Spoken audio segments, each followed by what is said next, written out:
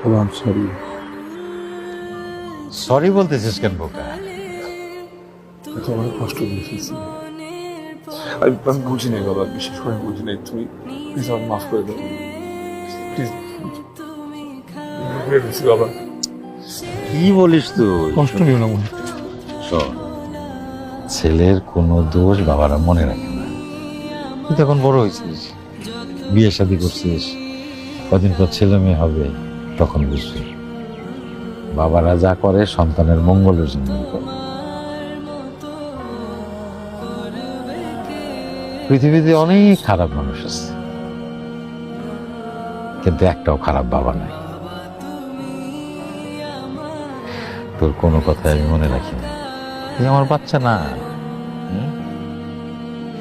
তোর জন্য আমার সব সময় দোয়া আর ভালোবাসা আছে।